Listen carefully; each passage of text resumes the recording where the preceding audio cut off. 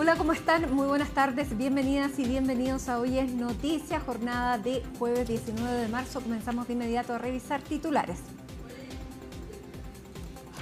El ministro de Hacienda anunció que cobrarán la deuda morosa del CAE a personas que actualmente ganen un sueldo bruto mayor de 1,5 millones de pesos mensuales. Jorge Quirós reveló además que hace 9 años no se inician juicios ejecutivos para recuperar los montos vencidos, los que ascenderían a un total de 4 billones de pesos. En prisión preventiva quedó el exfiscal metropolitano Oriente Manuel Guerra tras ser formalizado por los delitos de cohecho, prevaricación administrativa y violación de secreto. El cuarto juzgado de garantía de Santiago fijó un plazo de investigación de 45 días. La defensa del ex persecutor acusó a la Fiscalía de incumplir un acuerdo respecto a la medida cautelar. 5 homicidios se registraron en las últimas 24 horas solo en el Gran Santiago.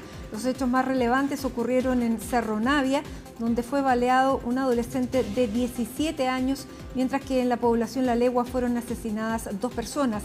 Desde el oficialismo respaldaron el plazo de 6 meses que se puso el gobierno para comenzar a ver resultados en materia de seguridad. El primer ministro de Israel dijo que su país actuó solo en el ataque al yacimiento de gas iraní. Benjamín Netanyahu aseguró que Estados Unidos no estuvo involucrado en el hecho y que han respetado la exigencia de Donald Trump de abstenerse de realizar operaciones de este tipo. Finalmente, la selección de Irán confirmó que sí participarán de la Copa del Mundo 2026 con sus 3 duelos programados en suelo estadounidense. Boicotearemos a Estados Unidos, pero no al Mundial, fue el mensaje difundido por parte del presidente de la Federación de Fútbol de Irán.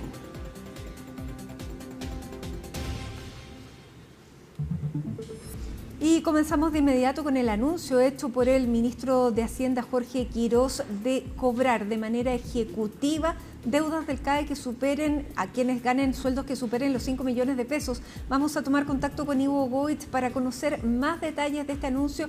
Hola Ivo, muy buenas tardes. ¿Cómo te va, Matilde? Muy buenas tardes. Así es, alzó la voz el ministro de Hacienda, Jorge Quirós, lo hizo en un seminario económico el día de hoy en la comuna de Vitacura, donde habló acerca de las expectativas que tiene acerca del gobierno, del tiempo que viene, de los futuros meses y la administración liderada por José Antonio Kast, cuáles son sus metas concretas eventualmente en el ejercicio de su cargo, y mencionó varios elementos y aspectos económicos que están afectando a la recaudación fiscal, en este escenario de estrechez, en este escenario de fisco sin caja, como lo denominó así el pasado día viernes acá en el Palacio de la Moneda. Y entre uno de esos componentes, Matilde, habló del crédito con aval del Estado, de las deudas que mantienen los beneficiarios del crédito con aval del Estado, con números fríos, con números concretos, con números que muchas veces pueden sonar duros. Y fue el mismo ministro, antes de que entremos a revisar eso, quien dijo que para él no le interesa, no tiene ningún interés en ser el ministro más popular del gabinete, sino que solamente en hacer bien su trabajo y en ordenar las finanzas del país, las cajas del país. Y en ese sentido él dice hay que aplicar medidas concretas y hay que aplicar medidas que van a ser duras, por supuesto, durante los próximos meses, pero mi trabajo es ese, no ser el ministro que dé las mejores declaraciones, el ministro que aparezca más en televisión, o el más popular finalmente del gabinete. Y así es como Jorge Quirós está tomando su trabajo, en serio. Dicen que está de cabeza trabajando no solamente en esto, sino que también en lo del MEPCO, donde vamos a tener noticias prontamente, Matilde, van a ser noticias que van a llamar la atención durante los próximos días. Habló entonces el día de hoy acerca de esto el ministro de Hacienda, acerca de las deudas del CAE, lo que significan las deudas del CAE, y con números que han podido cruzar con la Tesorería General de la República, desde donde están contentos por el trabajo que se ha podido hacer en la identificación y en ciertos perfiles de personas que se encuentran en situación de mora con el crédito con aval del Estado, personas que no han pagado sus obligaciones al fisco. Fue en esa conversación donde se dio cuenta, dice él, de manera lamentable, fue informado de que desde el año 2017 no se realiza ninguna acción de cobro para el crédito con aval del Estado, algo que le llama la atención, una deuda que ha ido aumentando y subiendo, teniendo en cuenta la variación del dinero, y lo que primero que pidió fue hacer este cruce de datos finalmente para saber quiénes son y hacer ciertos perfiles de las personas. Dijo y identificó que hay 1.800 deudores y deudoras, Matilde, que al día de hoy ganan más de 5 millones de pesos brutos. Esas son personas que pueden pagar efectivamente el crédito con aval del Estado. A esas personas las van a ir a buscar, dijo el ministro de Hacienda, Jorge Quirós, incluso utilizando mecanismos judiciales como el embargo en esos casos. Lo planteó ahí. Si vemos solamente esos 1.800 personas, ¿de cuánto dinero estamos hablando? De 20 millones de dólares en deuda.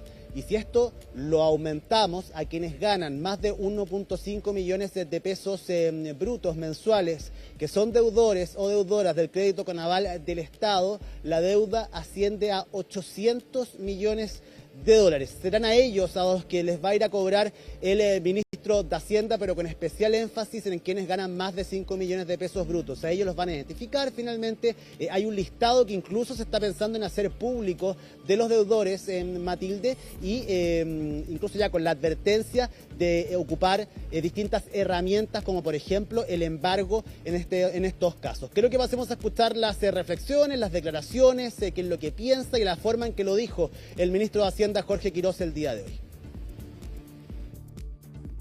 Hay 1.800 personas en Chile morosas del CAE que tienen sueldos brutos por arriba de 5 millones de pesos mensuales y suman en total una deuda no pagada al fisco de 20 millones de dólares. La vamos a ir a cobrar. La vamos a ir a cobrar. Y vamos a actuar muy ágilmente en las potestades del juicio ejecutivo, que incluye embargos. Espero que no vean grandes manifestaciones defendiendo a gente que gana más de 5 millones de pesos y que lo está ganando gracias a un crédito que dio el Estado. No, me costaría entenderlo. Para el ministro Matilde, todos los deudores tienen que pagar estas deudas que han sido adquiridas a raíz del crédito con aval del Estado. Evidentemente se fija más y es más duro con aquellos que ganan cierta cantidad de dinero, en este caso más de 5 millones de pesos brutos, identificadas 1.800 personas, para decir que a ellos se les va a cobrar de todas maneras. Incluso ustedes escucharon lo que decía al final.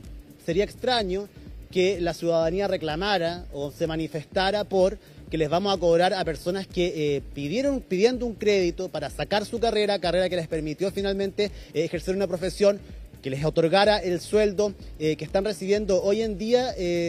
La gente pudiese reclamar por eso, porque hagan efectiva finalmente el pago de esa deuda. Es otra situación de las que ganan 1,5 millones de pesos hacia arriba, evidentemente, y para quienes están en una situación delicada, decía el ministro, por ejemplo, sin trabajo, donde hay muchas personas que no tienen trabajo, que no pueden pagar no porque no quieran, sino porque efectivamente no les alcanza, no pueden hacerlo, que estén tranquilas esas personas por ahora, porque efectivamente la deuda hay que pagarla. Pero se van a enfocar en quienes pueden hacerlo en una primera etapa, Matilde. Quiero que escuchemos también otras declaraciones, como la de la presidenta de la CPC, Susana Jiménez, acerca de los anuncios hechos el día de hoy en esta materia por el ministro de Hacienda, Jorge Quirós. Yo lo veo como un intento, digamos, muy intencionado de reequilibrar las cuentas fiscales. Acá estamos hablando de que la merma de ingresos es muy sustancial, y en ese sentido tienen que buscar cómo equilibrarlo. Los detalles de esa iniciativa las dará el ministro. No tenemos más detalles de lo que se habló hoy día, pero ciertamente se transmite una sensación de urgencia en materia fiscal que es relevante. Ahí escuchábamos, Matilde, a Susana Jiménez hablando efectivamente acerca de las soluciones propuestas en torno al cobro del crédito con aval del Estado del ministro Jorge Quirós, el jefe de la cartera de Hacienda. Entregó más números también el día de hoy. Él decía que en 2017 los créditos morosos del CAE que tenía la Tesorería General de la República eran de 500.000 millones de pesos. En moneda a igual valor, el día de hoy son 4 billones o cerca de 4.000 millones de dólares, lo que el significado de esta deuda general del crédito con aval del Estado. Para esta administración eso ya se termina, se acabó, hay que buscar los mecanismos necesarios para hacerse cargo de esa deuda y es lo que pretende instaurar entonces el ministro de Hacienda. Durante los próximos días vamos a seguir conociendo las fórmulas, efectivamente, si es que se publican los datos o no de estas personas morosas y también la forma en la que se va a hacer efectivo el pago finalmente, Matilde. En el Congreso esto también ha sido materia de análisis, de debate. Quiero que pasemos a escuchar al diputado Luis Sánchez del Partido Republicano y también al senador del Frente Amplio, Diego Ibáñez. El que asume una deuda debe pagarla, ese es el principio general. Yo creo que no hay excepción en esa materia. El problema está en que, en el fondo, cuando tú tienes una familia que está viviendo con 600, con 700.000 pesos, pagar 80.000 pesos, pagar 70.000 pesos no es una cuestión menor. Aquí también hay que tener un criterio de realidad. Hoy la situación económica de las familias no es la que todos quisieran y por tanto establecer hoy un cobro parejo para quien gana o 5 millones de pesos o 500.000 pesos me parece que es complejo cuando el problema de fondo va a seguir existiendo, que es lamentablemente el gran endeudamiento que más del 80% de las familias hoy sostiene. También hay límites que se han fijado en el pasado respecto de, si mal no recuerdo, fue en el gobierno de Sebastián Piñera que a nadie se le pueden cobrar valores excesivos sobre el monto de su sueldo y eso es un criterio que se aplica al momento de definir cuál es la cuota que paga cada uno. Pero acá yo creo que el gran responsable es el expresidente Gabriel Boric, que por medio de sus propuestas, que él dijo que iba a condonar el CAE sin restricciones, le dio la impresión a muchos compatriotas de que podían dejar de pagar y aquí no iba a pasar nada. Entonces, claramente, aquí hay una responsabilidad política y una irresponsabilidad política, por decirlo de forma más clara, de una persona que fue presidente de nuestro país, que le dio una señal muy negativa a quienes tenían deudas por este sistema de financiamiento universitario y que creyeron que aquí no iba a pasar nada y hoy día tenemos una situación fiscal calamitosa. Hay entonces, Matilde, esta ofensiva por parte de la actual administración en contra de los deudores con el crédito con aval del Estado. Vamos a estar siguiendo, por supuesto, este tema. Antes de terminar, Matilde, quiero hablar de 12 temas importantes, contingentes. Lo que está sucediendo con el MEPCO, con este mecanismo de estabilización de precios al combustible, son inminentes ya los cambios, el anuncio de cambios que va a hacer el ministro de Hacienda, propiamente tal, Jorge Quirós. Eso está prácticamente listo, están afinando los últimos detalles. De hecho, el día de hoy han existido distintas reuniones entre Latinos 120, incluso las pymes solicitaron una audiencia con el ministro de Hacienda y hasta hace pocos instantes al menos habían ingresado hasta el edificio del Ministerio de Hacienda para reunirse con él. Hay preocupación a nivel transversal, general, por lo que pueda pasar por las fórmulas que da a conocer el Ejecutivo. De acá al día martes, Matilde, deberíamos conocer este plan general completo. De hecho, ese es un proyecto que hay que presentarlo en el Congreso. Cualquier modificación que se le haga al MEPCO, ya sea una modificación o su eliminación, tiene que pasar por el Congreso. Se espera que tenga una tramitación rápida, pero vamos a ver cuál es la posición que adopta la oposición en este caso, para ver si es que da luz verde a estos cambios que van a proponer desde el Ejecutivo. Cambios que deberíamos conocer de manera parcelada, Matilde, porque la población también se tiene que preparar para la inminente alza del precio de los combustibles del próximo día jueves. Con el MEPCO funcionando, debería ser un alza que por establecimiento de la misma estabilización de precios no debería superar los 30 pesos. En el caso de que se aprobara cualquier tipo de modificación rápido por parte del Congreso, eso podría cambiar, podría variar, y al estabilizar los precios y quedáramos igualados con el precio de mercado internacional, deberíamos subir al menos en 300 pesos el precio del combustible. Eso se está mirando acá en el Palacio de la Moneda, Matilde, de una manera particular también, porque saben que si bien ellos no son responsables de las causas del alza, sí son y van a ser responsables de las consecuencias que tenga esa alza en la ciudadanía. Y es por eso que se está haciendo un trabajo intersectorial con distintos ministerios, no solamente con los ministerios correspondientes al comité político, sino que también con energía, con transportes y también el eje clave, que es el Ministerio de Seguridad.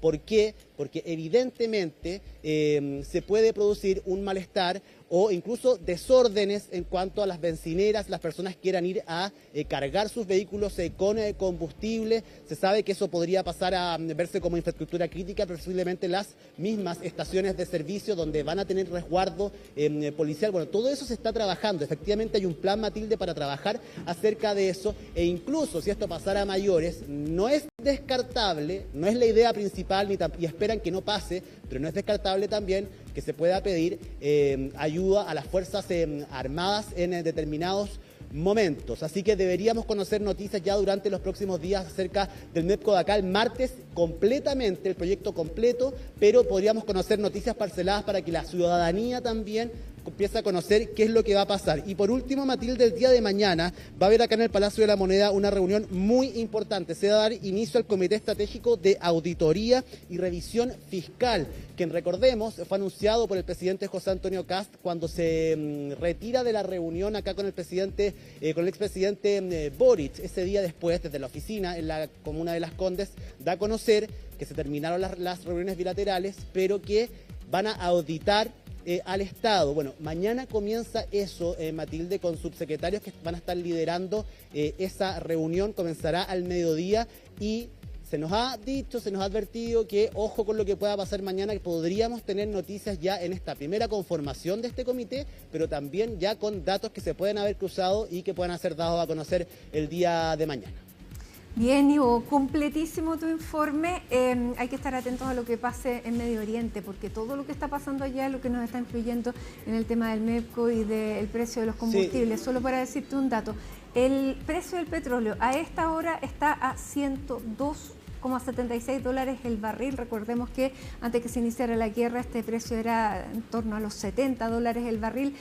Hoy día cayó, eso sí, porque durante la mañana estaba a 115, ahora está a 102, pero más allá de los 100 es un número que obliga ciertamente a alzas que no estábamos previendo afrontar. Así que atentos entonces a lo que puede ocurrir respecto a eso, y cualquier cosa tú nos llamas desde Palacio. Así será, Matilde, que estés muy bien, un abrazo. Igualmente, chao. Y a esta hora revisamos otra de las noticias de esta jornada, que ha sido la audiencia en la que finalmente se ha decretado la prisión preventiva. Lo ha hecho el Cuarto Juzgado de Garantía de Santiago, prisión preventiva para el ex fiscal Manuel Guerra, quien estuvo en estas prácticamente más de 2 semanas de audiencia de formalización. Ha sido nuestro compañero, el periodista Juan Cristóbal Chato, quien está aquí conmigo, que estaba casi detrás, en segunda fila, ahí en la audiencia, testigo ahí presencial de lo que ocurrió este día, porque hubo sorpresa. Bienvenido, Juan Cristóbal. ¿Cómo estás, Matilde? Muy buenas tardes. Sí, 9 días terminó durando la audiencia de formalización de Manuel Guerra, recordemos, ex fiscal regional metropolitano Oriente, quien está siendo imputado por el Ministerio Público por los delitos de prevaricación administrativa, cohecho agravado y violación de secreto. Todo esto en un paraguas, se podría decir, de gestiones que habría hecho en favor de Luis Hermosilla y también de otras personas cercanas. Por ejemplo, también figura en calidad de imputado en esta causa, al igual que Luis Hermosilla,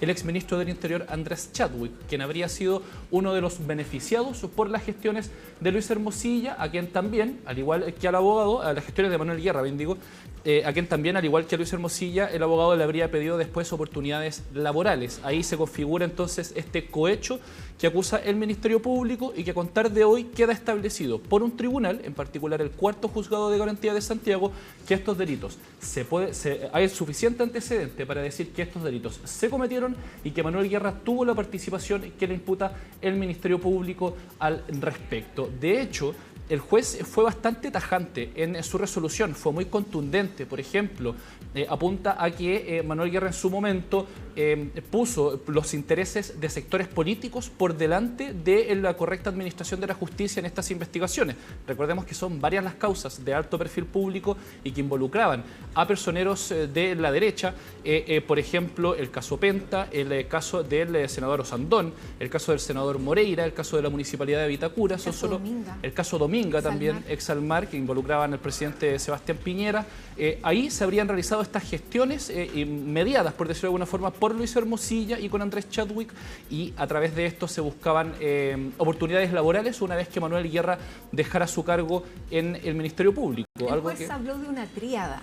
El juez efectivamente habló de una triada entre Andrés Chadwick, Luis Hermosilla y Manuel Guerra finalmente para todas estas gestiones, y lo cual llama la atención sin duda es el hecho de que los otros dos no fueron formalizados. No ha sido formalizado en esta causa Luis Hermosilla, tampoco lo ha sido Andrés Chadwick, porque no habrían los suficientes antecedentes hasta el momento para proceder en la formalización. Así al menos lo apuntó el fiscal Mario Carrera. Ahora, durante la lectura de esta resolución, el juez también hizo hincapié en un punto muy importante, de que Manuel Guerra no era un subordinado, por decirlo de alguna forma, de la Fiscalía Regional Metropolitana Oriente, sino más bien era el jefe de la Fiscalía. Y eso no solamente tiene un efecto en cómo se administra la justicia, sino en cómo la ciudadanía también ve que se llevan a cabo este tipo de causas judiciales. De hecho, los invito a que pasemos a escuchar parte de esta resolución donde el juez hace hincapié precisamente en ese punto. El imputado Guerra no era un funcionario subalterno, era el fiscal regional metropolitano Oriente con competencia sobre una fracción significativa de la actividad jurisdiccional de la región metropolitana. La gravedad de los delitos funcionarios se intensifica en razón directa de la jerarquía del cargo que detentaba el imputado. Por otra parte, a diferencia de los delitos comunes, los delitos que se imputan generan un daño sistemático a la confianza institucional de carácter irreversible. El mensaje que el conjunto de conductas envía a la ciudadanía es que la persecución penal no es igual para todos. Claro, deslegitima el sistema de justicia, en definitiva. Lo que se ha criticado por mucho tiempo, las dos justicias. Se ha hablado en muchas veces, por ejemplo, de justicia para ricos, justicia para pobres, y es una idea que queda instalada, según el propio juez, en parte por comportamientos como el de Manuel Guerra, o al menos el que le está imputando el Ministerio Público. Es importante decirlo también, si bien se dan por acreditados que hay antecedentes suficientes para establecer que ocurrieron los delitos y que Manuel Guerra participó de ellos, eso no se puede considerar un prejuicio o un juicio con anterioridad, sino que esto todavía tiene que cerrar una investigación y se tiene que pasar al juicio oral, y será un tribunal oral en lo penal, compuesto por 3 jueces, quienes van a tener que decidir si es que efectivamente se condena o no al exfiscal regional metropolitano Oriente. Ahora, una de las situaciones por las cuales se alargó tanto esta audiencia de formalización fue por una estrategia de Manuel Guerra que llamó mucho la atención, que fue la decisión de declarar en estrado. En un momento había un acuerdo entre el Ministerio Público y la Defensa para que esto no ocurriera, a cambio de que se solicitara solamente el arresto domiciliario total y no la prisión preventiva por parte al menos de la Fiscalía.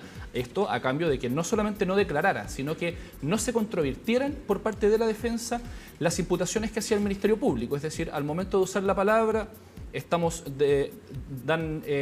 acusan recibo, por decirlo de alguna forma, de los hechos que se están imputando y sin mayor argumentación en contra. Claro, porque nunca habíamos, no recuerdo, bueno, esta audiencia de formalización tiene características muy distintas por la persona que está siendo formalizada, pero no es habitual ni menos que el imputado sea quien tome la palabra y haga una declaración que es una declaración más bien defensiva de lo que se le está imputando, ya en una instancia tan inicial como esta. No, es muy raro. De hecho, es algo que no se ve mucho, pero es un derecho que tiene el imputado, del cual no se usa demasiado porque, claro, es una situación compleja a la que se enfrenta.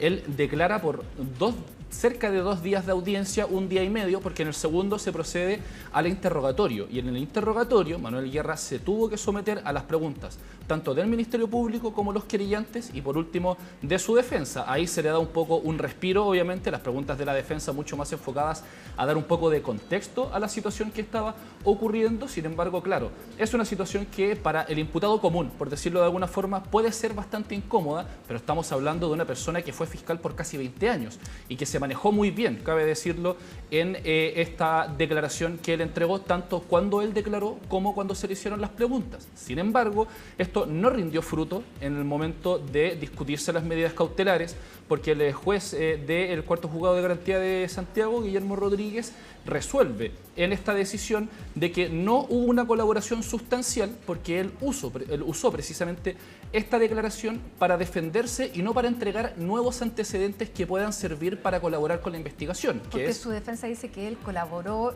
que él llegó caminando y que no se va a arrancar en definitiva, pero no es solamente el riesgo de fuga lo que se está cautelando con esta medida de prisión preventiva. No, y uno de los puntos principales sin duda es la gravedad de los delitos. Eso es quizás lo que más llevó a este tribunal a decretar la prisión preventiva. Sin embargo, esto fue cuestionado por la defensa, tú lo decías. Ellos apuntan a que él declaró previamente, él incluso fue la defensa la que solicitó la audiencia de formalización. Por lo mismo, por ejemplo, no se emitió una orden de detención en su contra, porque ellos se sometieron voluntariamente a la formalización después de esta querella de capítulos que fue aprobada en la Corte de Apelaciones y ratificada por la Corte Suprema en su contra. Con todo esto, fue una situación y una resolución que dejó bastante afectada a la defensa. Ellos mismos lo dijeron. Los invito a que pasemos a escuchar parte de las primeras reacciones de la defensa de Manuel Guerra después de decretada la prisión preventiva. Tenemos plazo de 5 días para ver qué acción recursiva vamos a oponer, pero la verdad es que ustedes tienen que entender que nos afecta esta resolución.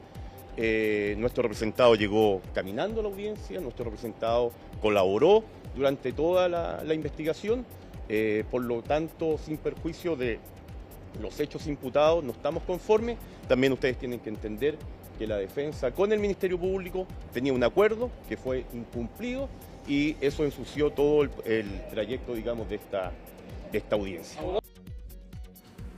Ahora, ¿por qué habla de acuerdo incumplido? ¿Quién incumplió? No... Ahí es un poco dime y direte, porque, claro, el Ministerio Público llega a este acuerdo con la defensa, pero solamente estas dos partes. Ellos llegaron a este acuerdo sin buscar el consenso al respecto de la parte querellante, y ahí es donde esto se complica, porque en el primer día de la audiencia de formalización se adelanta que van a pedir el arresto domiciliario total por parte de la Fiscalía por un acuerdo que había. Sin embargo, después llega la parte querellante con la intención expresa desde el inicio de pedir la prisión preventiva, y ahí es donde se complica el acuerdo, porque como una de las partes, en este caso dos de ellas, pidieron la prisión preventiva, se tiene que debatir la posibilidad de poner esa medida cautelar sobre la mesa. Eso echa a piso el acuerdo, porque ya está dentro del debate de la prisión preventiva, que es lo que la defensa estaba buscando evitar, y deciden que Manuel Guerra entregue su declaración en estrado de todas formas. Por eso se habla de un acuerdo incumplido. Ahora se podría decir que no se cumplió por parte de la defensa, porque Manuel Guerra declaró. También se puede decir por parte de la defensa, como lo están haciendo, que el Ministerio Público no cumplió porque pidieron la prisión preventiva, pero en estricto rigor el acuerdo se vio afectado por el hecho de que las partes querellantes no fueron incluidas en ella, por lo tanto no tenían ninguna obligación de no pedir la prisión preventiva, y por supuesto que lo hicieron debido a lo que ellos consideran la gravedad de estos delitos. Hay reacciones también, por supuesto, de los querellantes, del Consejo de Defensa del Estado y de los querellantes particulares, quienes valoraron también la contundencia de esta resolución. Los pasamos a escuchar. Por lo que entendí, técnicamente es impecable. Da cuenta, y en el caso nuestro, nuestras alegaciones, dio cuenta de lo que propusimos. Era una sistemática infracción de deberes que después se acompañó de solicitudes que iban progresivamente aumentando hasta que se logró en definitiva la recompensa. Fue lo que propuso el Consejo en la audiencia y lo que el tribunal resolvió. Y por cierto, al dar acreditado el número de delitos que dio y la pena probable, entre otros elementos, para tener en cuenta para decretar la prisión preventiva, nos pareció totalmente adecuada la resolución. Bueno, este es un gran día para el Estado de Derecho y para la lucha de la corrupción en Chile. La verdad que estamos frente a uno de los hechos de corrupción más graves que se hayan conocido, sin duda en la historia del Ministerio Público y en la historia judicial chilena. Estamos frente a una persona que fue parte de una red de corrupción que fue levantada y operada por Luis Hermosilla durante años. un fiscal que más que fiscal era básicamente un mocito de los intereses de Luis Hermosilla y los intereses que además Hermosilla representaba. Y por lo tanto es muy importante lo que hoy día se ha resuelto por parte de un tribunal de justicia, que estas conductas son inaceptables y que las personas que sean descubiertas precisamente en estos actos de corrupción pueden enfrentar una situación como la que hoy día está Manuel Guerra, que es de prisión preventiva. Yo esperaría que formalizaran en esta causa también a Luis Hermosilla, junto con la abogada María Inés Horvitz, con quien somos querellantes. Vamos a impulsar esa medida y vamos a seguir impulsando esta causa hasta las últimas consecuencias. Y eso es lo que hicimos acá, solicitando desde el minuto número 1 y sin ninguna duda la prisión preventiva respecto de Manuel Guerra. Tajantes las declaraciones de los querellantes, en particular de Mauricio Daza. Cabe recordar que al igual que el Consejo de Defensa del Estado, Mauricio Daza era querellante en el caso Penta. Y es ahí donde se arma precisamente la base para esta querella que ellos presentan, que de hecho es la querella que presenta Mauricio Daza con la abogada María Inés Horvitz, la que da inicio a esta investigación penal como tal por parte del Ministerio Público. ¿Y por qué es tanta la afectación? Porque en el caso Penta hubo varias irregularidades que se están acusando a Manuel Guerra. Por ejemplo, el hecho de que se haya dado una salida alternativa al al senador Iván Moreira por esto del denominado raspado de olla, como se ha denominado ese caso, y también el hecho de que Manuel Guerra toma la decisión, cuando es fiscal regional metropolitano Oriente, de reformalizar la causa sin informar a su superior jerárquico, que era el fiscal nacional, y tampoco a los otros querellantes, entre ellos el Consejo de Defensa del Estado y Mauricio Daza, entre varios otros más, esta decisión de reformalizar, en la cual se quitan los delitos de cohecho y delitos funcionarios, y eso por los estatutos que rigen al Consejo de Defensa del Estado le quitan la legitimidad como querellante y tienen que dejar de ser parte de esta causa. Por eso se ha hablado mucho de que esta podría ser una especie de reivindicación del Consejo de Defensa del Estado y también de otros querellantes en las causas que se vieron afectadas por el comportamiento que el Ministerio Público le imputa a Manuel Guerra. Ahora, esta situación sin duda es un punto muy importante y un hito de la crisis que vive el Poder Judicial, y también las reacciones alcanzaron al gobierno. Durante esta jornada se reunió con el fiscal nacional, el ministro de Justicia, Fernando Rabat, a quien se le consultó precisamente cómo ven desde el Ejecutivo esta situación, porque puede haber eventualmente una colaboración para combatir la crisis del Poder Judicial. Obviamente esto es una situación que le corresponde al tercer poder del Estado, no hay mucha injerencia que pueda haber en ese sentido por parte del Ejecutivo, más allá del apoyo que se puede hacer, por ejemplo, en el trabajo legislativo, en la presentación de proyectos de ley o indicaciones. Pero comentó en particular durante el día de hoy el caso de Manuel Guerra, el ministro Rabat, lo pasamos a escuchar. Sí, no lo hemos monitoreado porque no creo que corresponda.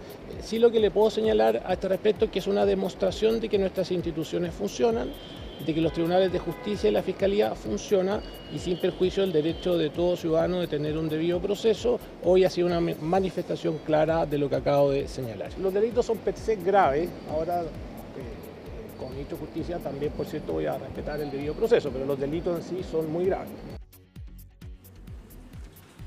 Parte entonces de las reacciones que se han dado precisamente a la prisión preventiva de Manuel Guerra. Primera vez que un ex fiscal regional queda en prisión preventiva, lo va a tener que hacer en el anexo penitenciario Capitán Llaver, y para la investigación se estableció un plazo de 45 días. Un hecho que llamó mucho la atención, una punta al cierre, es el hecho de que el Ministerio Público pidió 120 días de plazo para la investigación, un plazo muy extenso, y la defensa de Manuel Guerra pide 45 días o al menos un plazo más breve, pero no es necesariamente la defensa de Manuel Guerra quienes piden este plazo más acotado. Fue el propio imputado quien se dirigió al tribunal argumentando, por ejemplo, la extensión de la audiencia de formalización, también el hecho de que esta indagatoria ya lleva prácticamente 2 años desarrollándose de forma desformalizada, que se le dice previo a la formalización, y donde se recaban los antecedentes para llegar a esta etapa procesal, y finalmente se logra rebajar el plazo de la investigación a 45 días. Esto se puede ampliar con una eventual reformalización o un cambio de las medidas cautelares,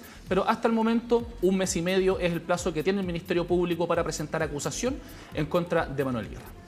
Muy bien, Juan Cristóbal Cható, muchísimas gracias. Mira, nos vamos a ir a la pausa, pero al regreso, ahí donde tú estás sentado, va a estar el fiscal Mario Carrera, así que le vamos a hacer todas las preguntas del caso, el fiscal que está llevando la investigación en esta causa. Así que muchísimas gracias y te invito a que sigas con nosotros también. Al regreso, el fiscal Mario Carrera, y nos vamos con esta imagen a la pausa de la comuna de Macul, donde a esta hora hay 25 grados con 5 décimas. Aprovechen esta tarde soleada, mañana se esperan precipitaciones en la zona central del país.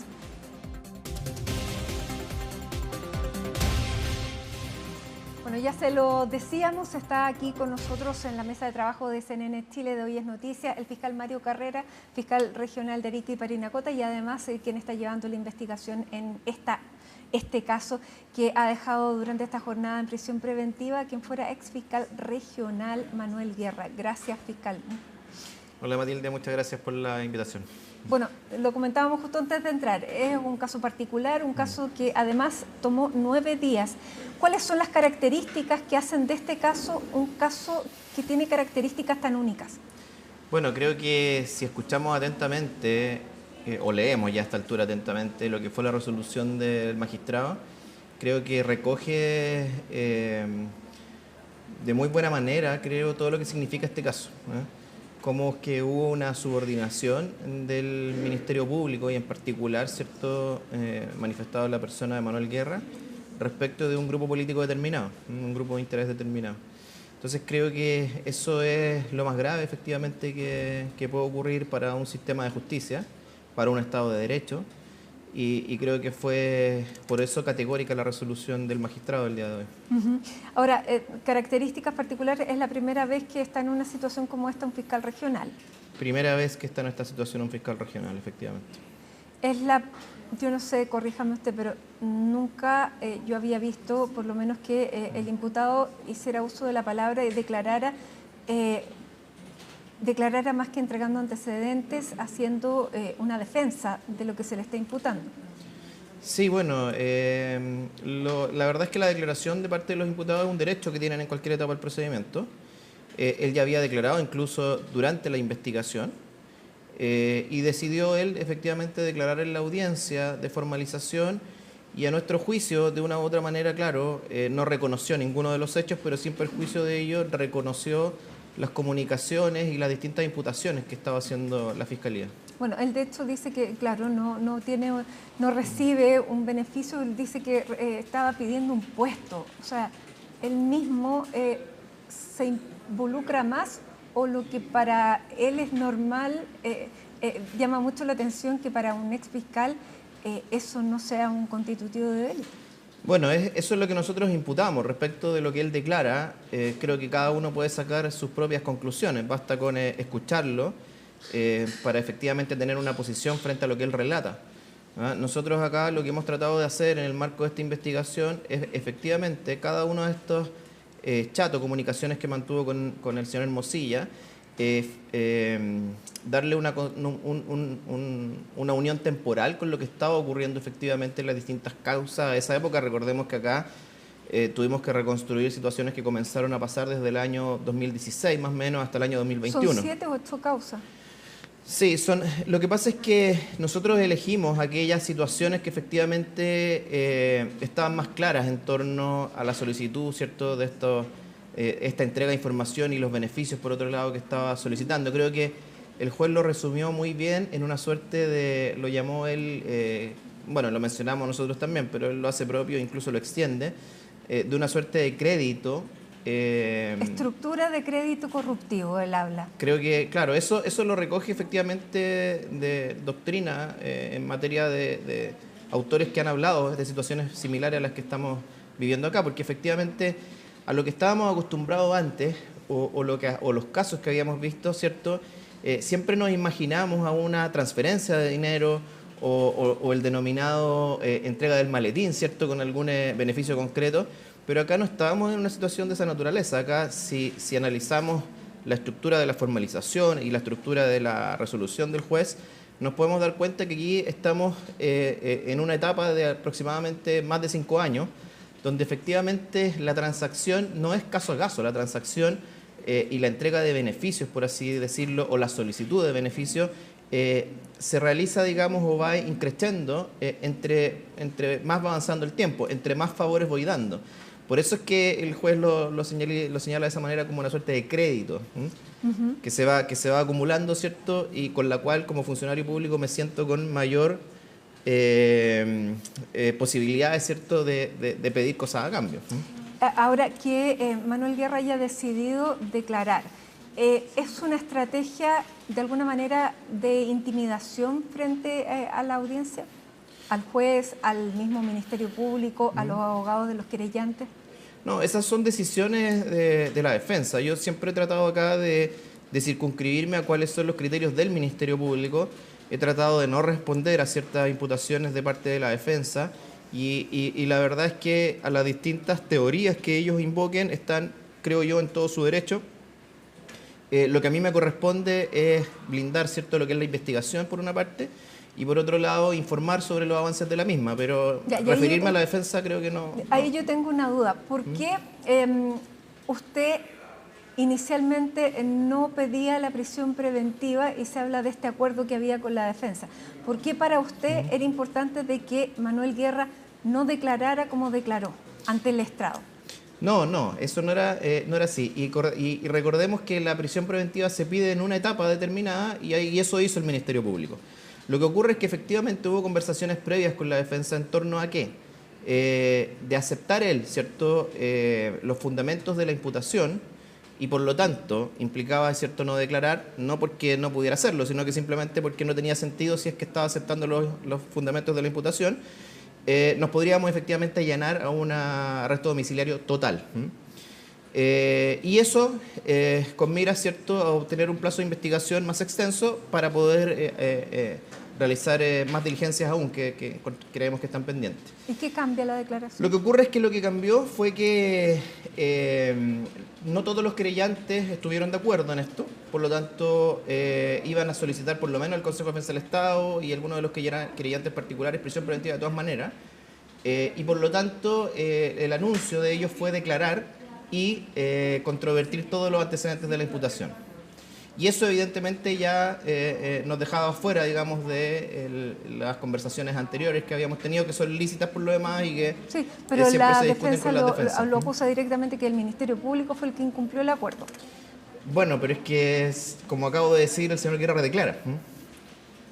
Por lo tanto, eso ya es un cambio efectivamente de las condiciones respecto de lo que se había conversado con anterioridad y además el anuncio fue de que iban a controvertir todos los antecedentes de la investigación. Claro. Y eso entonces lo que complica y por eso se pide la prisión preventiva. Ahora, siempre llama la atención que en casos mediáticos la prisión preventiva se accede. ¿Por qué en este caso era necesaria la prisión preventiva? Bueno, a ver, la gravedad de los hechos es tal, entendemos como Ministerio Público, que aquí tenía que haber una privación de libertad fuerte.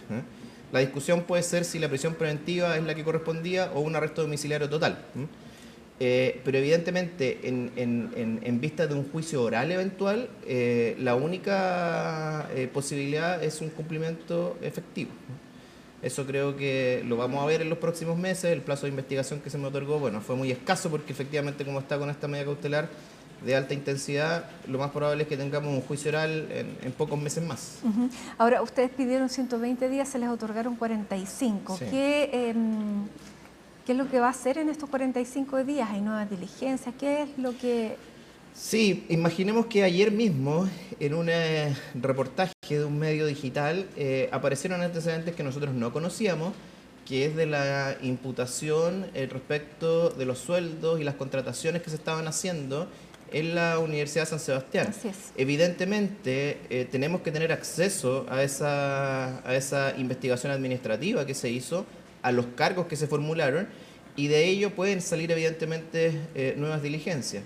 También además en el marco de estas 2 semanas que estuvimos reunidos en el tribunal surgieron planteamientos por parte de las propias defensas en orden a algunas aristas que el Ministerio Público no había recabado, por lo tanto para tranquilidad tanto de ellos como de la propia investigación, es deber nuestro efectivamente hacernos cargo de eso. Entonces ahí es donde hay distintas acciones que tenemos que efectivamente realizar. Ahora, en el caso de la Universidad San Sebastián, lo que señala que hay un cuestionamiento a la manera en que se contrató a Manuel Guerra, ¿y eso en qué manera pudiera determinar un aporte a la investigación? Bueno, lo que ocurre es que hasta ahora lo que tenemos en los chats es que efectivamente en esas comunicaciones él manifiesta, y ahora podemos hablar con más, ¿cierto? Con más propiedad, porque como todo esto ya fue objeto de una audiencia pública, cosas que antes no podía decir, hoy día sí puedo decirlas, en el marco de no salirme de lo que se debatió en la audiencia. Bueno, efectivamente lo que se señala es que en los chats él pide, ¿cierto?, a Hermosilla y a través de él, porque no hay una conversación directa con el señor Chadwick. Solamente aparece Andrés claro, muchas veces. Aparece nombrado muchas veces, pero en ese marco hay conversaciones directas respecto a la posibilidad de ser contratado en la Universidad de San Sebastián. Incluso se le consulta si hay que, cómo van las cosas, si hay que hacer algo más, etcétera. Y tanto es así que, como lo dijo el juez, que eso es efectivo, el contrato que se firma en la San Sebastián incluso es anterior a la salida del fiscal regional de su cargo como funcionario público, lo cual es absolutamente, evidentemente, irregular, ¿no? Entonces, él termina el día 31 de julio, no sé cuántos días tiene julio, pero 30 o 31. Pero lo cierto es que al día siguiente ya está efectivamente trabajando en la Universidad de San Sebastián, lo cual evidentemente, si lo conectamos con el resto de las conversaciones, cobra sentido como una situación efectivamente anómala e irregular.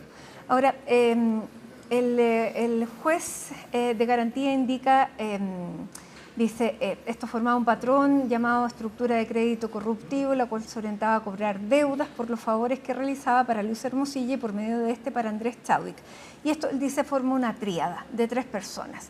¿Por qué solamente Manuel Guerra es el que está formalizado? ¿Qué pasa con Luis Hermosilla y qué pasa con Andrés Chadwick? Bueno, ellos dos también tienen la calidad de imputados en esta causa. En esta causa hay 3 imputados y se le ha tomado declaración a los 3. ¿Y la formalización? Por el momento, entendemos que hasta la fecha hay antecedentes suficientes para formalizar a Manuel Guerra, y tanto es así que lo defendimos y se obtuvo las cautelares que se obtuvieron. Respecto de los otros 2, tenemos que tomar decisiones, evidentemente, de aquí en el corto plazo, ver si hay alguna diligencia más que nos apoye, digamos, en la solución, ver si el señor Manuel Guerra va a tomar alguna otra forma de enfrentar este caso. Bueno, hay varias cosas que aquilatar, pero en estos momentos nosotros nos concentramos efectivamente en el señor Manuel Guerra y los resultados, digamos, así dan cuenta. Exactamente, pero al hablar de tríada, el juez está reconociendo que hay 3 personas que están involucradas para que esto funcionara. Por lo tanto, lo que existe para uno tiene que estar la contraparte para que se pueda materializar. O sea, para ser corrompido tiene que haber alguien que corrompa. Correcto. Entonces, si se está acreditando una cosa, la otra cae por su propio peso. No refuerza la investigación, obviamente. La resolución del tribunal refuerza la investigación y las líneas que llevamos. Eso es claro. Ya, eso quiere decir que podría eventualmente Andrés Chadwick ser formalizado. Le reitero, ellos dos tienen la calidad de imputados. Por lo tanto, todo imputado efectivamente puede pasar, si la decisión del Ministerio Público y las pruebas que creemos están, a tomar la calidad efectivamente de formalizado y luego de acusado eventualmente, para el caso de que se mantenga la investigación. ¿Se lograron acreditar las reuniones que dice Manuel Guerra haber tenido con Andrés? A ver, él reconoce efectivamente varias reuniones, Hermosilla también las reconoce, el señor Chadwick más bien no las reconoce en su relato, eso se señaló, pero son cosas que efectivamente tenemos que seguir investigando. Hay sí una que es muy particular y que lo relató el propio señor Guerra cuando prestó declaración, es que efectivamente la reunión que tuvo con el expresidente Sebastián Piñera fue en el domicilio del señor Andrés Chadwick. Era raro que no estuviera el dueño de casa. Era raro que no estuviera informado o que no tuviera conocimiento, sí. Pero que no estuviera también es raro. También, claro. Ya. el juez también habla de que todo esto es para beneficiar una posición política, fundamentalmente la UDI. Andrés Chadwick pertenece a la UDI. Uno tiene, digamos, el derecho a pensar que hay poderes que se mantienen. Aquí hay, digamos, movimientos de poder. ¿Siguen operando? Bueno, ahí no puedo llegar hasta allá. Yo estoy armando, digamos, una fotografía de cosas que ocurrieron hace ya bastantes años. Ese fue siempre un problema en esta investigación, porque son cosas que partieron en el año 2015. Ojalá tuviera interceptaciones telefónicas de esa fecha, por ejemplo. Pero desgraciadamente cuando empezamos esta investigación que se me asignó hace poco más de un año, efectivamente tenemos esas falencias, pero creo que hemos reconstruido de la mejor manera posible las situaciones que ocurrieron a partir del año 2016 más o menos hasta el año 2021. ¿Usted recibió presiones políticas? No, ninguna, de ninguna naturaleza. Porque hoy día también una de las querellantes, que es la abogada María Inés Horvitz, que era parte del Consejo de Defensa del Estado, dice que de acuerdo a este acuerdo que se habría llegado con la defensa, ella dice: tengo poca esperanza de que realmente haya un interés del Ministerio Público de perseguir las responsabilidades de Andrés Chadwick. Bueno, hay que recordar que tanto el Consejo de Defensa del Estado como los demás querellantes no se han querellado en contra del señor Andrés Chadwick, ¿no? Por lo tanto, me imagino que si no lo han hecho es porque tienen una visión en estos momentos similar a la que tiene el Ministerio Público, ¿no? Ellos se han querellado en contra de Guerra y de Hermosilla, ¿no? Esas son las dos personas que están querelladas por Consejo de Defensa del Estado, ¿cierto? Y querellantes particulares. Respecto a Andrés Chadwick, solamente el Ministerio Público le ha dado la calidad de imputado, y se le ha tomado declaración en esa calidad. Ya, ¿y usted no ha recibido ninguna presión para dejarlo hasta ahí? No, ninguna. Ni para avanzar ni para no avanzar. Ya. En este caso, bueno, hubo cosas que también levantaron dudas. Por ejemplo, que se aceptara las pruebas provenientes de una intervención al teléfono de Luis Hermosilla. Eso finalmente digamos, quedó fue un obstáculo salvado, porque efectivamente el juez validó la prueba, pero eso pudiera nuevamente ser argumento durante el resto de la investigación, ya para el juicio oral. O sea, nosotros creemos que a esta altura ya no, porque ese argumento se ha levantado en cada una de las causas derivadas del caso audio, ¿no? Recordemos que todas tienen un origen, ¿cierto?, en la incautación del teléfono del señor Hermosilla. Y recordemos que de ahí, por ejemplo, sale las conversaciones que terminaron luego en la condena del ex director de la Policía de Investigaciones, señor Muñoz. También desde ahí se formalizó, digamos, en la causa FACTOP a bastantes personas. Desde ahí también incluso en la causa o la arista bielorrusa, también el señor, el fiscal regional Palma también en el sur.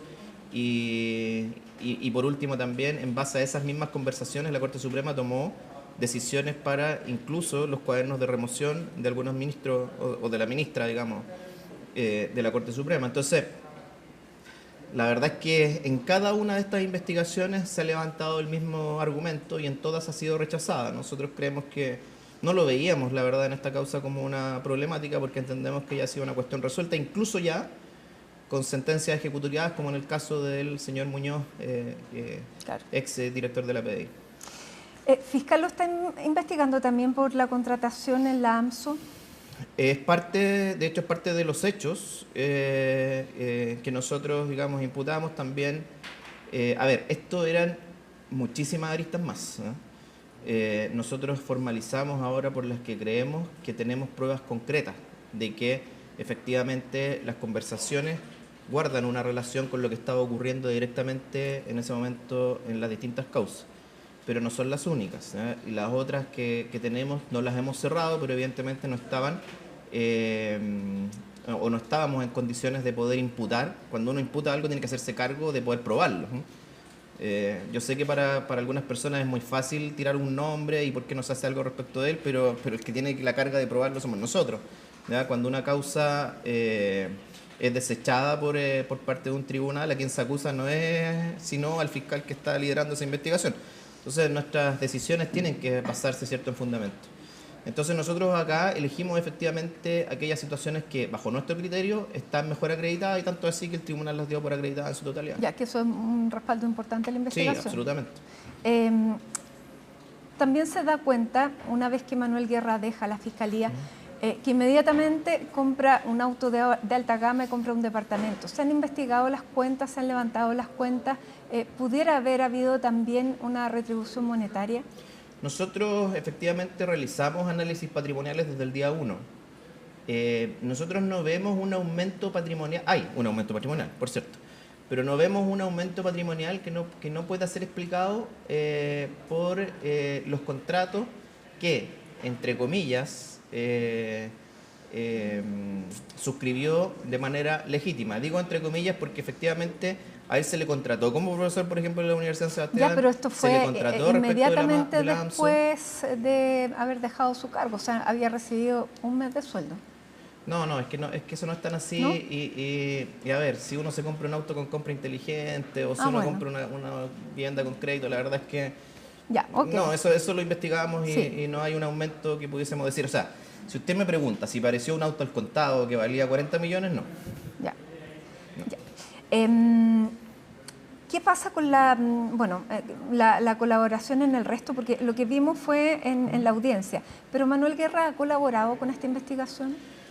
Bueno, por lo menos recordemos que se le incautó su teléfono a la... Esto no se supo, digamos, porque nosotros evidentemente no ventilamos las diligencias que hacemos, pero a la semana siguiente, y se mencionó en la audiencia de estos días, lo dijo en su declaración también, a la semana siguiente que se me asignara esta causa, a los días siguientes, fue un equipo de la policía, bajo mi dirección, y le pidió efectivamente entregar su teléfono celular y autorizaciones para abrir sus cuentas corrientes. Él podría haberse negado efectivamente, pero autorizó. Lo mismo hizo su señora, por lo tanto, desde ese punto de vista nosotros obtuvimos efectivamente la posibilidad de acceder a sus cuentas sin la necesidad de una autorización judicial, que por cierto se nos hubiera otorgado inmediatamente, pero no fue necesario en este caso. Ahora, fiscal, ¿esto puede dar pie a que se reabran las causas en las que Manuel Guerra participó como fiscal y que crearon jurisprudencia? Hay determinadas sentencias que hubieran sido distintas si él no hubiera actuado en favor de, digamos, los imputados y hubiera hecho su trabajo. Bueno, ese es un análisis que hay que hacer respecto de cada una de las causas y la situación procesal en la que se encuentra hoy. Yo desconozco varias de ellas, cuál fue el camino que siguieron con posterioridad. De hecho, por ejemplo, el caso Penta, entiendo que todavía no se acaba, que todavía hay imputados que están vigentes en esa investigación. Pero, por lo tanto, ese análisis no corresponde a esta investigación. Ese es un análisis que efectivamente habría que dar en cada una de las causas y no me corresponde a mí hacerlo. Hace unos días atrás veíamos a la ex ministra de la Corte Suprema, Ángela Vivanco, esposada en la situación que está básicamente atravesando en estos momentos el ex fiscal Guerra, y la propia presidenta de la Corte Suprema manifestaba su pesar y vergüenza. Ella lo dijo claramente. ¿Qué le pasa a usted con ver a un también ex compañero, ex fiscal, de la importancia de Manuel Guerra ahí? Bueno, primero, viendo el lado medio lleno del vaso, es que las instituciones están funcionando. O sea, nos sale gratis realizar este tipo de conducta. Y segundo, no puedo sino estar de acuerdo y hacer mías las palabras de la ministra de la Corte Suprema y decir que también, como en lo que me toca a mi institución, no soy yo el llamado, la autoridad máxima es otra, pero en lo que me corresponde también efectivamente no puedo sino sentir vergüenza respecto de acciones como las que pudimos ver y que están en YouTube, si es que alguien quiere verlas, analizar su declaración o los relatos que se dieron en la audiencia de formalización, de hechos que efectivamente no pueden volver a repetirse por un fiscal regional bajo ningún aspecto. ¿Usted por qué quiso postular al cargo que él tuvo? Porque se presentó al cargo de fiscal, ¿no? No, al cargo de la Fiscalía Centro Norte. Sí. No, él no fue fiscal Centro Norte, fue Oriente. Él fue Oriente. Ya, me llamó la atención con la carrera que usted tiene, el fiscal estrella del norte, digamos, que no haya obtenido por lo menos una votación más alta para ese cargo. ¿A qué lo atribuye usted? Bueno, la verdad es que si no creyera, yo sé dónde va su pregunta, pero si no creyera en que los ministros que votaron ese día no tuvieran una actitud acorde a derecho, no hubiera postulado. O sea, creo que desde ahí yo despejo cualquier tipo de duda en relación a esa votación. Y por lo demás saqué 10 votos de 39 que estaban presentes, no es poco. Yo agradezco, digamos, la confianza de esos 10 ministros y confío efectivamente en el sistema, si no, no estaría acá. Pero usted también cree que las investigaciones que ha llevado a cabo, sobre todo en este último tiempo, ¿tienen un costo?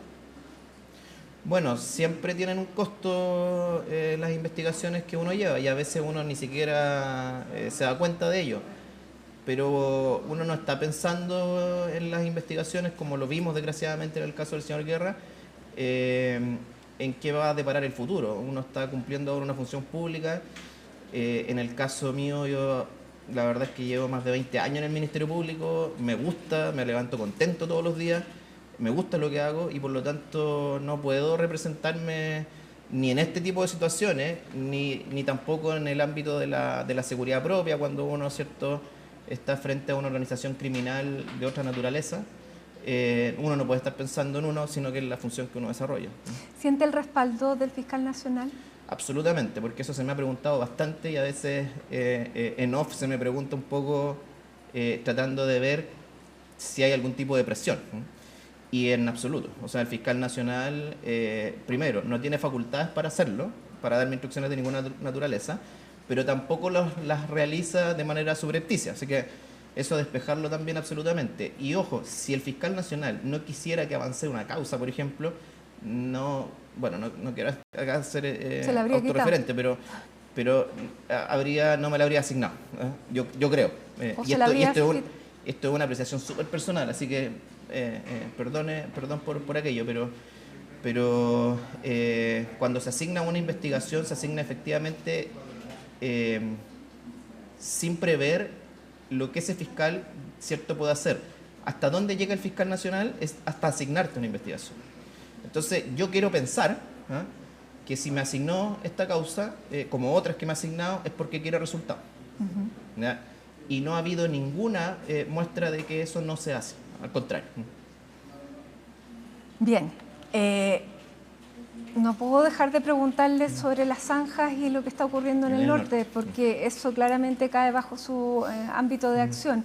¿Qué espera de estas medidas que está realizando el gobierno en la frontera para evitar el ingreso ilegal de personas y también de hacer una contención contra el crimen que puede llegar de otros sectores? Bueno, a ver, en ese punto en particular, creo que fue por el año 2022 o 2023, que di una entrevista, me parece que fue a Radio Bio Bio, donde señalé que a Chile, por el norte, entraba quien quería.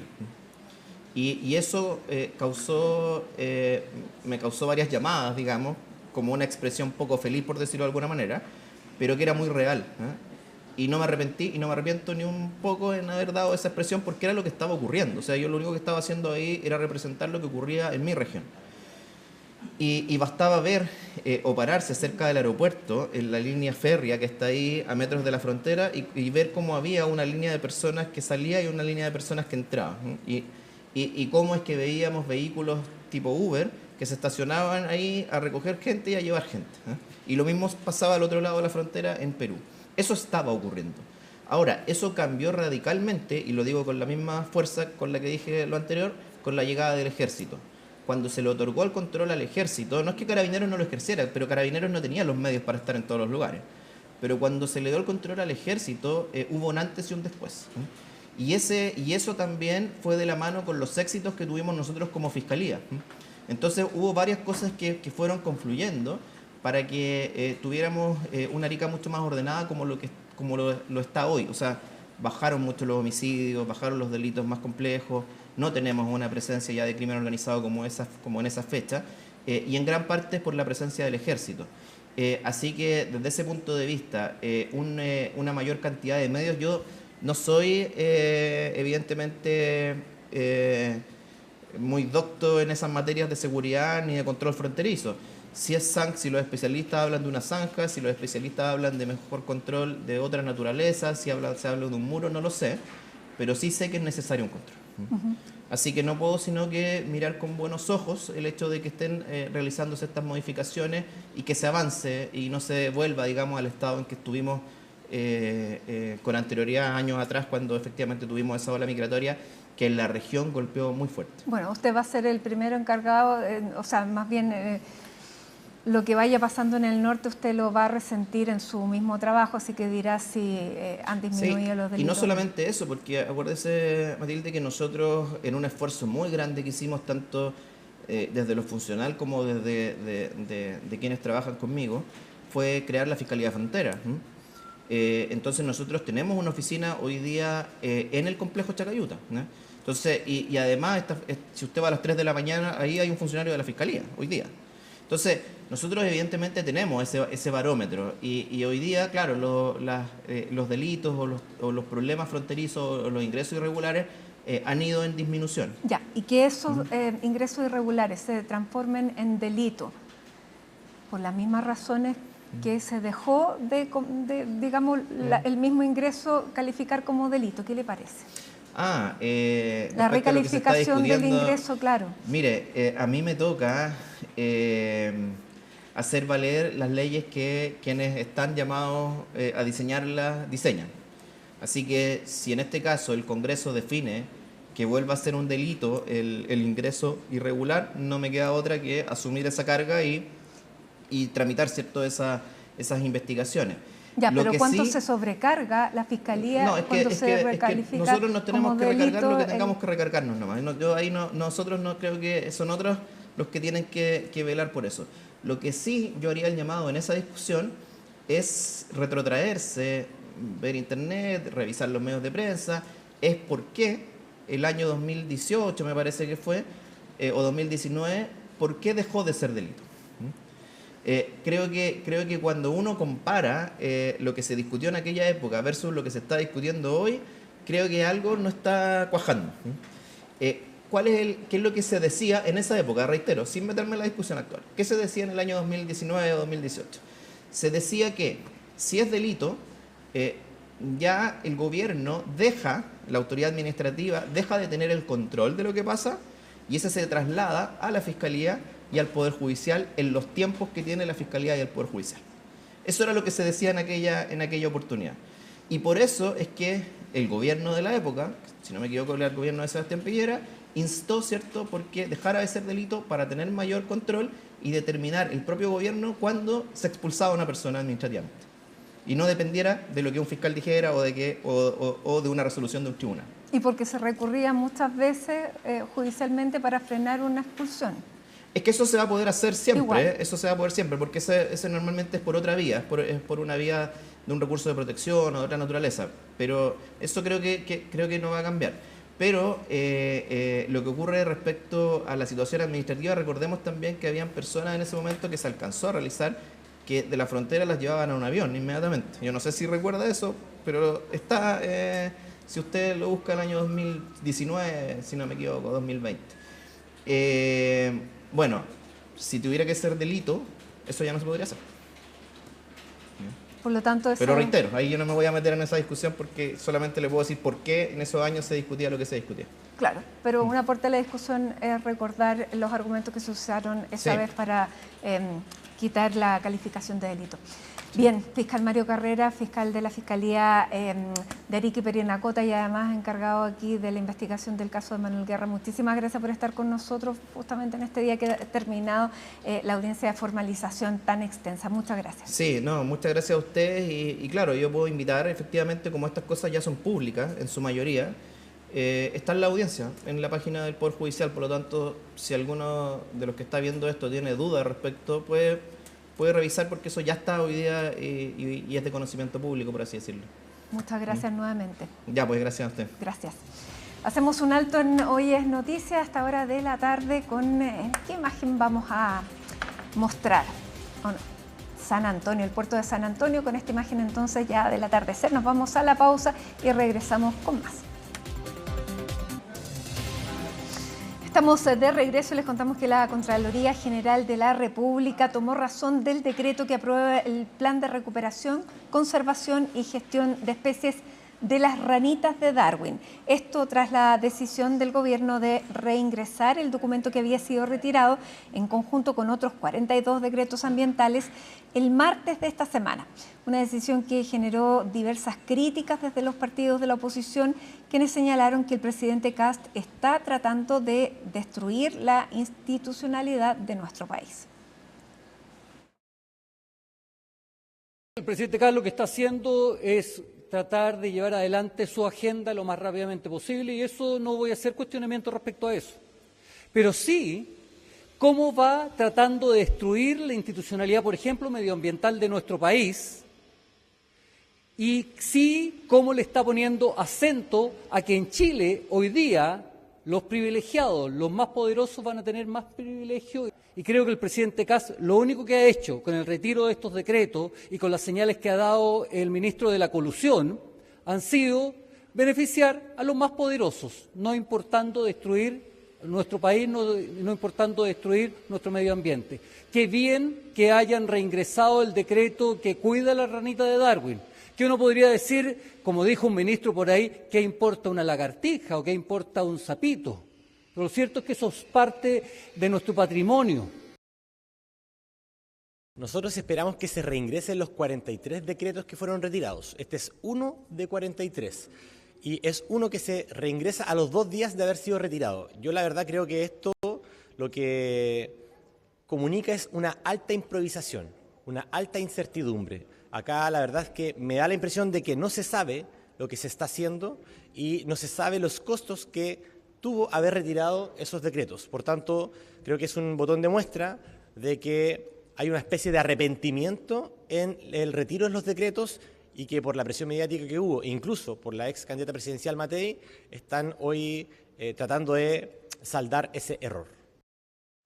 En tanto, desde el gobierno y el oficialismo indicaron que la decisión de retirar los decretos ambientales va en virtud de revisar su contenido, ya que muchos de ellos habrían sido ingresados meses o semanas antes de que terminara la administración de Gabriel Boric. Lo que se critica es el fondo, como si el gobierno del presidente Kast ya hubiera tomado una decisión de alterar el contenido de los decretos, cuando lo que hace es revisar decretos, obviamente en su legítimo derecho, porque está gobernando el presidente Kast, y sobre todo revela de que el presidente Boric aceleradamente presentó decretos casi al término de su periodo. Por lo tanto, evidentemente pueden haberse producido errores, faltas de criterio o evidentemente algunas situaciones que no se condicen con la postura que quiere tener el presidente Kast desde el punto de vista de compatibilizar la protección del medio ambiente con el crecimiento económico que es tan necesario en nuestro país. El decreto fue reingresado a la Contraloría, se tomó razón y esta es una demostración de que este gobierno en materia ambiental va a ser razonable. Vamos a progresar con respeto al medio ambiente, pero sin caer en los extremos y en las situaciones ridículas del gobierno anterior, como por ejemplo el Hospital del Cáncer y las arañitas, ni tampoco en esta mirada ideológica absolutamente extrema en la que cayó la Convención Constitucional. Cambiamos de tema, les contamos que el precio de la parafina subió por segunda semana consecutiva y no se descarta que para la próxima semana también haya un nuevo aumento del precio. ¿Qué dicen los expertos? Tomamos contacto con Pablo Figueroa para conocer más detalles. Hola, Pablo. Hola Mati, buenas tardes. Así es, noticias no muy positivas para quienes usan la calefacción a parafina para calentar sus hogares y en la previa de lo que va a ser el fin del verano y un otoño que llega con lluvias por la noche y mañana del sábado para temperaturas también que van a estar bastante bajas las madrugadas de este fin de semana. Pero tiene que ver con el precio de la parafina que ya acumula 2 alzas de 100 pesos 2 semanas consecutivas. Es decir, ha subido más de 200 pesos en las últimas 2 semanas y se espera que para la próxima hay una alza también de 100 pesos, por ende podría llegar a cerca de los 1.500 pesos. Hablamos con académicos de diferentes universidades para que nos aclararan cómo es el panorama que se ve para el precio de la parafina, que recordando sube semana a semana y que no está básicamente bajo el MEPCO. Así que hablan los académicos a continuación con lo que son malas noticias para quienes usan la parafina para calentar sus hogares. Los precios internacionales de los combustibles en general han ido aumentando por la inestabilidad política que hay, los conflictos en Medio Oriente. Lo que pasa es que en la medida, aquí hay dos efectos, ¿cierto? Hay un efecto que tiene que ver con el transporte, que está este estrecho que lo bloquean, y que eso en la medida que se desbloquee es fácil que el precio vuelva a la normalidad. Pero cuando atacas la infraestructura, los efectos son mucho más permanentes, más difícil reconstruir infraestructura si se destruye. Entonces ahí podemos tener temas mucho más complejos y de mediano a largo plazo. Mira, el panorama es complejo en el sentido de que, primero que todo, la parafina es un derivado del petróleo. Por lo tanto, lo que pasa con el precio del petróleo y por ende también el tipo de cambio nominal incide significativamente en el precio de la parafina. Primer punto. Segundo punto, la variación de la parafina, a diferencia de la gasolina y el diésel, que se hace cada 3 semanas, la variación de la parafina es cada semana. Ha ocurrido lo siguiente, el FEP, que es el Fondo de Estabilización de Precios del Petróleo, ha operado a través de un crédito que en la práctica es un subsidio. ¿Qué ha hecho esto? Ha contenido el alza, es decir, el FEP la semana pasada y esta semana ha operado, por lo cual, si este sistema no operase, el alza que hemos visto de 200 pesos, un poco más, sería mucho más alta. Ahí está, el alza mayor histórica por parte del precio de la parafina habría que retroceder hasta diciembre de 2022, cuando el precio llegó a 1.655 pesos, una barrera que no estaba muy lejos de la actual, que está por los 1.400. De hecho, se calcula que más o menos deberían tener un alza entre 6.000 y 10.000 pesos por mes aquellas familias que consumen entre 30 y 50 litros en ese periodo de tiempo. Ahora, va a depender también del tipo de estufa que tengan y de los rendimientos y de la cantidad de horas que además esté en funcionamiento. Pero más o menos 4 horas prendidas al día debería traerles ese aumento en precios.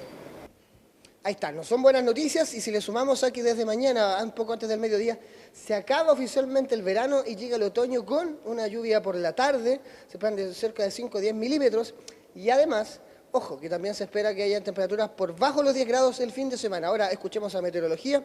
Y fuimos a una bomba de benzina a preguntarle cuándo es la fecha que más se vende parafina en la actualidad. Escuchemos por un lado a alguien de una bomba, hablando cuándo es la temporada alta en la venta de parafina, y también a meteorología con respecto a las temperaturas que se vienen este fin de semana. ¿Se vende o no se vende parafina en esta fecha? Poco, porque igual mañana va a llover, probablemente igual se venda parafina. Sí, la mayoría adulta mayor que ocupa estufa parafina. Igual regeneradores. Mayormente en el verano se ocupa para los generadores la parafina. Mañana llega un sistema frontal, principalmente en la mañana está con nubosidad parcial, se empieza a nublar, y eso va a frenar la temperatura máxima para mañana en torno a los 21 grados solamente, y esperamos ya algunas precipitaciones posterior ya a las 3, 4 de la tarde en el sector, digamos, de los valles de la región metropolitana y la zona central. Y la mayor concentración de estas precipitaciones va a ser en precordillera y cordillera. Ahí está, los primeros litros de parafina que muchos van a comprar este fin de semana, de unas temperaturas que tendremos mínimas por la mañana, bordeando los 8 grados en la región metropolitana, ante un otoño que llega con un poco de lluvia, con un poco también de cielos cubiertos, un poco de frío, y también una parafina por casi ya bordeando los 1.500 pesos. Habrá que esperar las siguientes semanas si es que logramos romper el récord de 2022, cuando se llegó a 1.655 pesos, Mati. Así que noticias no buenas para el bolsillo y tampoco buenas para quienes quieren calentar su hogar con estufas a base de parafina. Buenas tardes. Gracias, Pablo. Y a esta hora les contamos de una violenta jornada que se vivió en el Gran Santiago en las últimas 24 horas. 5 personas fueron asesinadas. En la población de La Legua, en San Joaquín, se registró un doble homicidio. Las víctimas fueron un hombre de 35 años y su sobrino, 10 años menor, quienes fueron acribillados mientras se encontraban dentro de un automóvil.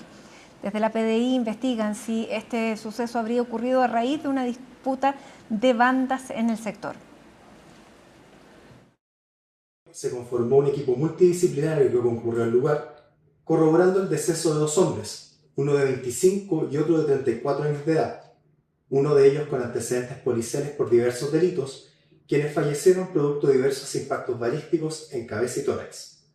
Mediante declaración de testigos, se estableció que el hecho ocurrió en la intersección de calles Jorge Cáning y Venecia, población de agua emergencia de la comuna de San Joaquín, en circunstancias que ambas víctimas se encontraban dentro de un vehículo, momento en que llegaron sujetos desconocidos quienes realizaron disparos en contra de ambas víctimas. Una de las líneas investigativas corresponde a que este sería un problema entre bandas. Otro hecho lamentable se registró en la comuna de Cerro Navia, donde un adolescente de 17 años falleció luego de recibir un disparo. De acuerdo a las autoridades, el menor de edad iba de regreso a su casa cuando fue alcanzado por un balazo presuntamente percutado por individuos que se movilizaban en vehículo. Este hecho respondería además a una disputa territorial entre bandas dedicadas al narcotráfico de drogas en la comuna. En la comuna de Cerro Navia hubo un SS en donde se dio cuenta de 2 personas que habían sido heridas de bala. Efectivamente ingresó otra persona al hospital Félix Bulnes, un menor de edad de 17 años que ingresó con una herida de bala en la cabeza. Conforme las primeras diligencias que estamos realizando, evidentemente una de las líneas que se está investigando es que hay una relación entre el hecho de la mañana y el hecho de hoy día. Preliminarmente eso es lo que sabemos, que no estaría involucrado en nada. Lo que sí hemos determinado, de acuerdo a la evidencia que se está levantando aquí en el sitio del suceso, que habrían sido disparos que se originaron en una esquina más atrás, digamos, y que le habría dado alcance, digamos, a largo alcance. A estos hechos se suma el crimen de un ciudadano haitiano que falleció tras ser apuñalado en reiteradas ocasiones en Quilicura. En tanto, desde el gobierno, el ministro de Justicia, Fernando Rabat, reafirmó los dichos de su par de la SECPRES, el ministro José García Ruminot, quien dio un plazo de 6 meses para que comiencen a anotarse las medidas de seguridad del gobierno de José Antonio Kast.